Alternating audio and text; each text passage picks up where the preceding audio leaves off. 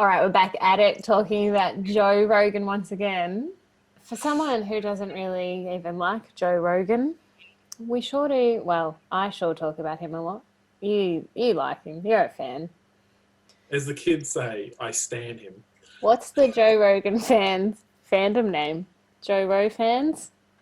I don't know. I do know that the Joe Rogan subreddit was just banned, so that's fun. That is fun. But I don't think there's a collective.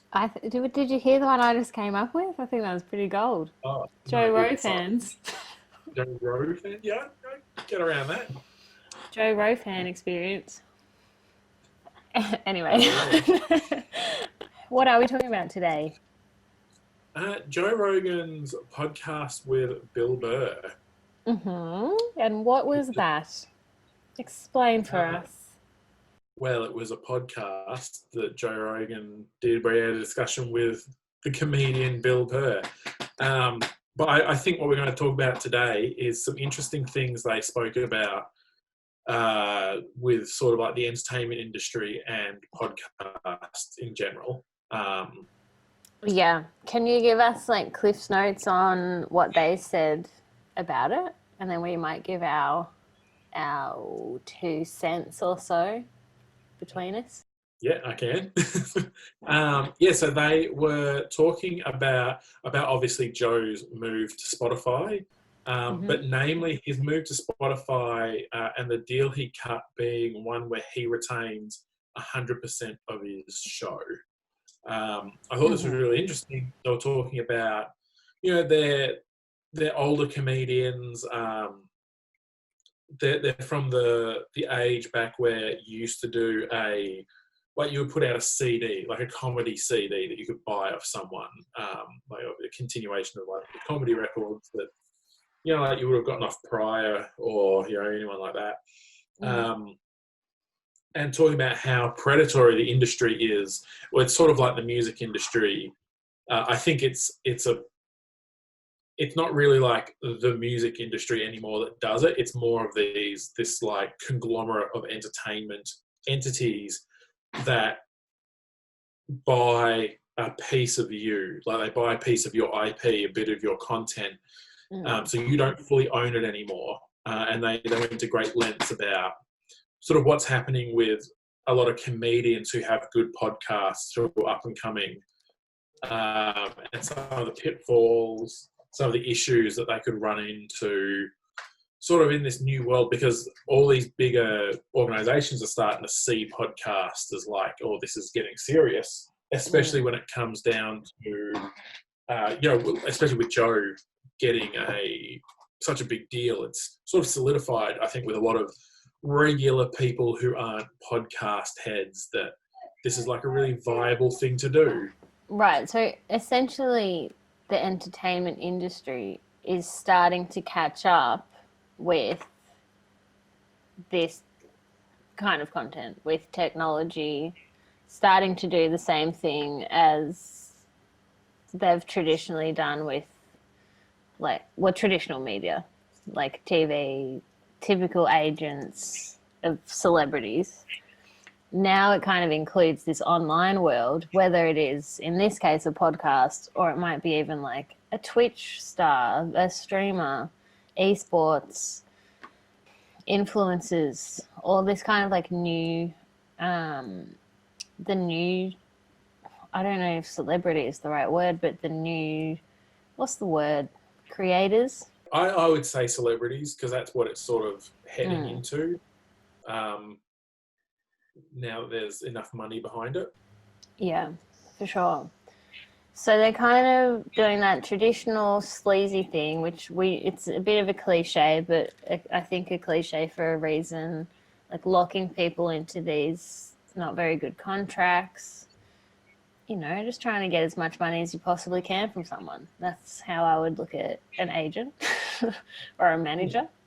But in this case, not that obviously there's a lot of young people in all types of media, but particularly online content, I think there are a lot of young creators out there. So I think it's a question of how can young people protect themselves And then beyond that, what can we take away? Like, what can we learn as content creators? And as we, hopefully everyone, ourselves, everyone listening, become very successful at digital content, how can we protect ourselves from this kind of predatory behavior? How do we not get locked into a shitty contract where we don't own anything? Well, I think the hardest thing to do is turning down money. That's the... yeah, I agree. If you're... Well, I think a big part of this is how naive people in these medias are, simply because they've never had any exposure of what a predatory industry can be. Like, a lot of people who work in the film industry and the music industry usually, I mean, not always, but I would say, like, you know, like a majority have had a parent who has been in that industry in some way, or has known someone in that way. I mean, like, they're full of nepotism, but they're also full of, like, you're exposed to it and you understand that it's a career path. But podcasts, especially podcasts, but a lot of digital media in general, these people have basically, like, I started with 2 microphones in a basement with my buddies. Yeah, or I started with a camera and I started vlogging. And it's, you know, someone comes along and says, hey, I really like what you do. You know, they blow a lot of smoke up your ass, tell you how great you are, tell you how much money they can make you, and how they can open all the right doors. And, you know, next thing you know, you're in a contract where you own 60% of everything that you do, and then you can't have full creative control, and then it suffers. And it doesn't matter if you fail, because that guy has like 10 other clients that he's doing this with, and he's getting a new one every month. And you find out that you're really disposable. And this has been happening in the music industry and the film industry, and if it's been entertainment, this has been happening with people since we started paying for entertainment. And yeah, the hardest thing to do is, if you've got to protect yourself, you've got to really look at the contract that you're signing and have enough within you to turn down the money. You know, you might get offered a lot of money, and it's like a lot of money up front, and you don't realize that you're going to get nothing in 5 years. It's that sort of thing. It's like, you go look at bands who, you know, they get signed. It's like, oh my God, we got signed and we got $400,000 advance. And it's like, yeah, you've got to make your album with that, and you've got to tour out of that. And then if you don't make that money back, you have to pay it back. Yeah, but you're right. I think that you have to think very long term. Anytime you're kind of given that cash up front, it's an old thing, all right? If it seems too good to be true, probably is. But yeah, anything cash up front is a little bit scary to me. So kind of to guard ourselves against that, what should our expectations of our content be? Maybe that's what the question is. Because we hear all the success stories, sponsorships, like most podcasts you listen to have some form of sponsorship in there, which you're probably aware of. Yeah, what do you reckon? One thing that needs to be kept in mind that probably often isn't is the expectation of how long things take. And I know they call it long form content for a reason, right? You know, I feel like people probably started podcasts with the view of like, well, I'm probably not going to make much off this, or I can get a few advertisers, or maybe I can get a Patreon or something set up and I'll make a little bit of money, but this isn't making a lot of money. But now, if you do it right, you can make a lot of money. And with that, the expectation becomes, you know, you then go watch Joe Rogan, or that you go listen to his podcast, and you're like, oh, this guy just made $100 million. I am going to start a podcast, and in the same amount of time that I've been watching this person, that's when I'll be successful. And it's like, no, that person's been doing this for like 8 years. Maybe if you're like Will Smith, because, you know, he did it with YouTube, you know, you walk in there and you're swinging around all your fame and you've got such a big user base. Or, well, Kim Kardashian's a good example of, I'm going to start a podcast. I have a critical mass of fandom behind me. Yeah. And I have a certain amount of celebrity already that I might take a hit with people coming in, but it'll pick up fast. But, you know, that's 0.1% of the population. If you start a podcast, it might be 5 years of doing it consistently before anything happens. But I mean, that's the same with if you're making films, if you're making music, it just takes time. It takes time. And I think that's just a big expectation that people don't set for themselves. Yeah, I think any kind of creative industry, you have to be doing it for the love. And particularly those first 5 years, it's got to be about, it has to be something that you are so passionate about that you would do it for free. And when that is the case, that's when you're being most authentic, and that's when people connect with you the most, because they feel that in whatever you're doing. People know if you're being real. If it's just some random little podcast idea that you have as a chance to make money, people are going to feel that, whether that's on some subconscious level or whether it's very apparent. If you're not doing it for love, people are going to know, and you're going to be disappointed in every way, monetary or other. Definitely. And I think, and this could be a little esoteric. Maybe. I love the esoteric. Sure. Well, okay. Yeah, to make an apple pie, first need to make the universe. I think a lot of, so we're all content creators now. And I think there's really two different streams that we're making content for these days.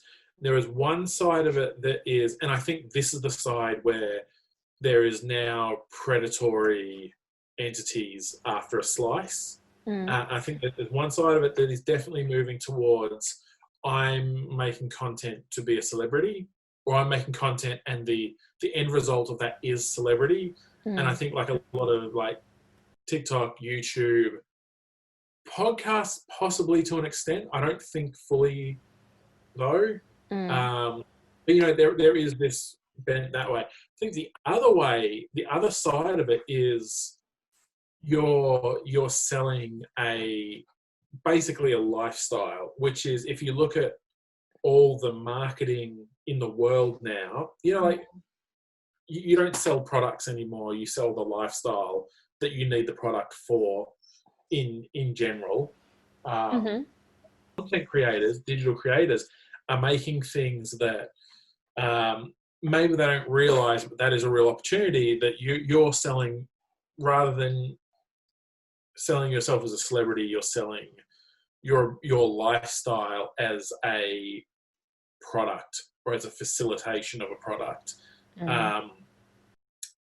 And you know, I see this with YouTubers, definitely who aren't like celebrities, but you look at their lifestyle and it's like, oh, this is almost you could sell me anything on your channel and I want to buy it, but I don't want to be you. I just want all the stuff that you've got in your life. I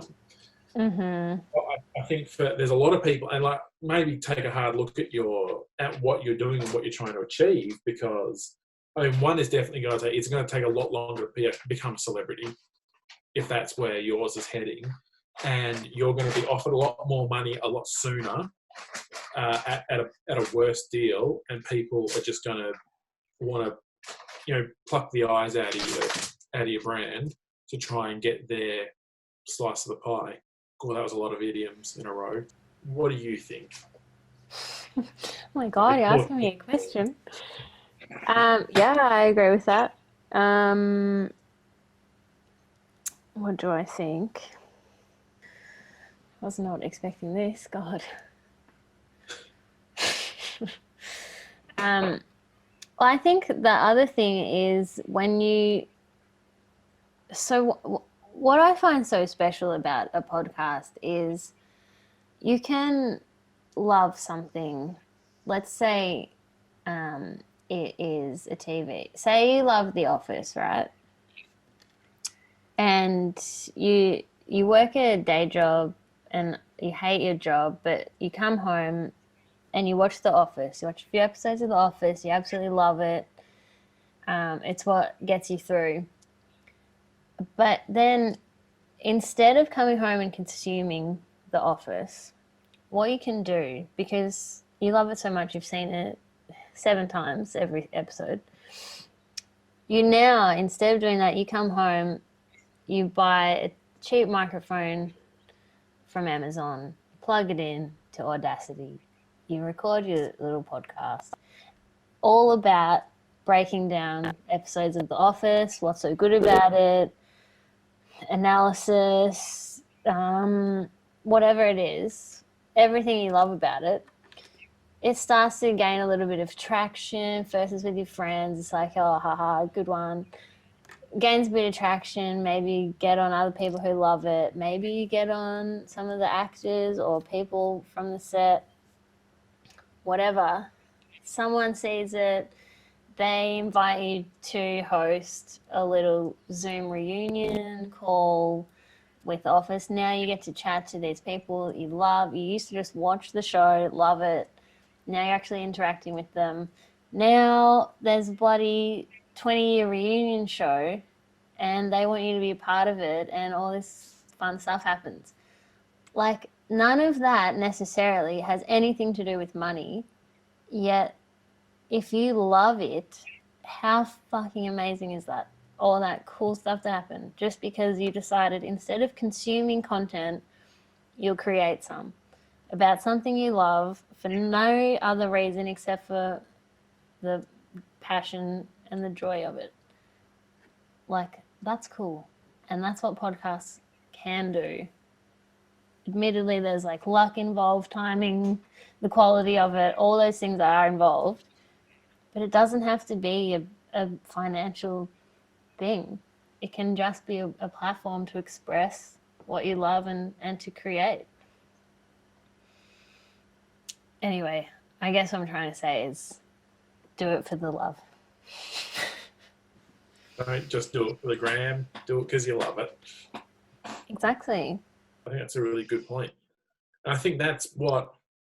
I mean, you just need to go onto something like Reddit and go look at, like, fandom subreddits and see the amount of passion that people have for different things. Yeah. For, like, the most niche things. It's like that... there's a really funny YouTuber who has it's like a before and after joining a subreddit, and it's like, I like it like water. It's like after joining the subreddit, it's like, oh, I really like water with like a pH balance of this, and it's that real... I think podcasts are a really nice way of exploring things like that. I think you're right. And, as with most things in life, when people start to do things not thinking about if they can make money off it, they usually make money off it. Yeah, that's it. And I mean, we're talking about podcasts a bit more specifically because that's what we do. That's what we love. I'm a podcast producer. Brian comes from audio background of many kinds of things. But it's just about creating content in general. It can be, if you love something, create the subreddit for it. Or if there's already one, like, work your way up, become a mod. Or start a YouTube channel, your blog, whatever it is. I think I just want more people to create instead of consume, because that's when people feel good and,